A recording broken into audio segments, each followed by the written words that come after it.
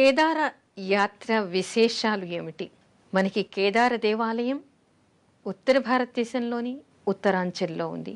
ఇది అతి కష్టతరమైనటువంటి యాత్రగా చెప్తారు. తీర్థయాత్రలన్నిటిలోకి కూడా ఈ యాత్ర అత్యంత కష్టతరమైంది అని చెప్తారు. ఎందుకు అంటే దీన్ని నడిచే వెళ్ళాలి లేదా గుర్రాల మీద వెళ్ళాలి. ఇది మనకి హృషికేశ్ నుంచి 200 కిలోమీటర్ల దూరంలో 14,000 అడుగుల ఎత్తు మీద ఉంది అనేటువంటి విషయాన్ని చెప్తారు. అంటే హృషికేశ్ నుంచి గౌరీకుండ్ చేరుతారు. గౌరీకుండ్ అనేటువంటిది అదొక ప్రదేశం. అక్కడి నుంచి మాత్రం ఎలాంటి బస్సు కానీ వాహనం కానీ ఈ కేదారం వరకు వెళ్ళదు. కాబట్టి గౌరీకుండ్ నుంచి 12 కిలోమీటర్లు 7,000 అడుగుల ఎత్తున ఈ దేవాలయం ఉంది అంటారు. అంటే సముద్రపు ఎత్తుకి, అంటే సముద్రానికంటే కూడా ఇది అంతటి ఎత్తు మీద ఉంటుంది అనేటువంటి మాట చెప్తారు. అయితే పూర్వకాలం ఏం చేసేవాళ్ళు, గౌరీకుండ్ నుంచి కొంతమంది నడిచి, మరికొంతమంది డోలీలో, మరికొంతమంది గుర్రాల మీద దేవాలయానికి ప్రాతకాలంలోనే బయలుదేరి అక్కడికి వెళ్ళి దర్శించుకొని మళ్ళీ చీకటి పడకుండా గౌరీకుండకు చేరుకుంటూ ఉండేవాళ్ళు. కానీ ఈ రోజుల్లో మాత్రం అక్కడ కూడా బాగా సౌకర్యాలు పెరిగాయి అని మనకి తెలుస్తోంది. ఏమిటంటే అక్కడ కూడా సత్రాలు, హోటళ్ళు వెలిసాయని చెప్పేసి రాత్రికి తిరిగి రావాల్సినటువంటి అవసరం లేదని, ఈ రోజుల్లో అలాంటి అవకాశం లేదు, అంటే అలాంటి భయాలు అవసరం లేదు, అవకాశాలు ఉన్నాయి. కాబట్టి అక్కడే ఉన్నటువంటి సత్రాల్లో వాళ్ళు నిద్రించి మరునాడు కేదారేశ్వరుడి దర్శనం చేసుకుని ఆ తర్వాత వీళ్ళు రావచ్చు అనేటువంటి విషయం తెలుస్తోంది. అంతేకాకుండా ఇప్పుడు మరో ప్రత్యేకత ఏమిటంటే, మనకి సిటీ బస్సులు తిరిగినట్టుగా గౌరీకుండ్ నుంచి కేదారానికి హెలికాప్టర్లు తిరుగుతూ ఉన్నాయట. అక్కడ దింపేస్తాయి, మళ్ళీ అక్కడి నుంచి వచ్చేవాడిని గౌరీకుండ్కి, గౌరీకుండ్ వాళ్ళకి కేదారానికి చేర్చడానికి హెలికాప్టర్లు కూడా ఏర్పాటు చేశారనేటువంటి విషయం మనకి తెలుస్తోంది.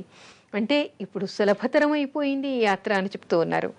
కానీ మరొక విషయం మనం గమనించాలి. ప్రకృతి అందాన్ని చూడాలి అంటే అక్కడ త్రిశూలంలాగా ఉండేటువంటి ఆ 3 పర్వతాలు మనకి బంగారు రంగులోనూ వెండి రంగులోనూ ఉండేవి. ప్రకృతి రమణీయతను చూడాలన్నా, ఆ తర్వాత కింద పారేటువంటి మందాకిని నదిని చూడాలన్నా కూడా తప్పనిసరిగా నడిచే వెళ్ళాలి అంటారు. అంటే హెలికాప్టర్లో వెళ్ళటం వల్ల అలా ఒక 20 నిమిషాల్లో వెళ్ళటం, మరొక 20 నిమిషాల్లో వీళ్ళు తిరిగి రావడం జరుగుతుంది. ఇది ఎవరికి అవసరం? అనారోగ్యంతో ఉండి కేదారేశ్వరుడి దర్శనం కావాలి అని ఎవరు భావిస్తారో వాళ్ళంతా కూడా హాయిగా హెలికాప్టర్లో వెళ్ళి ఈశ్వరుడి దర్శనం చేసుకుని అభిషేకాలు చేసుకుని మళ్ళీ తిరిగి వెంటనే రావచ్చు. కానీ ప్రకృతి అందాన్ని చూడాలి అనుకునేటువంటి వాళ్ళు మాత్రం తప్పనిసరిగా కాలినడకనే వెళ్ళాలి అంటారు. అలా వెళ్తున్నప్పుడు కూడా ఏమిటంటే జాగ్రత్తలు చాలా అవసరం. అంటే దుస్తులు ధరించడంలోనూ, దగ్గర మందులు పెట్టుకోవడంలోనూ సరి అయినటువంటి జాగ్రత్తలు తీసుకుని, ఒంటరిగా కాకుండా కొంతమందిని తోడుగా తీసుకొని నడుస్తూ వెళ్ళినప్పుడు ఆ రమణీయ ప్రదేశాన్ని వాళ్ళు చూసి అందాన్ని తిలకించి ఆనందంగా వెళ్ళి ఈశ్వరుడి దర్శనం చేసుకుని రావచ్చు అనేటువంటి మాటను చెప్తారు. అయితే అనారోగ్యంగా ఉన్నవాడు మాత్రం హాయిగా హెలికాప్టర్లో వెళ్ళి దేవుడి దర్శనం చేసుకుని తిరిగి రావచ్చు. ఈ రోజుల్లో బోల్డని సౌకర్యాలు ఉన్నాయని కూడా మనకి తెలుస్తోంది. అంటే భోజనానికి కానీ, తినడానికి కానీ, తాగడానికి కానీ దారిలో కూడా వీళ్ళు చలిని భరించలేరని చెప్పేసి వేడివేడి టీలు, రొట్టెలు వీళ్ళకి అమ్ముతూ ఉంటారట.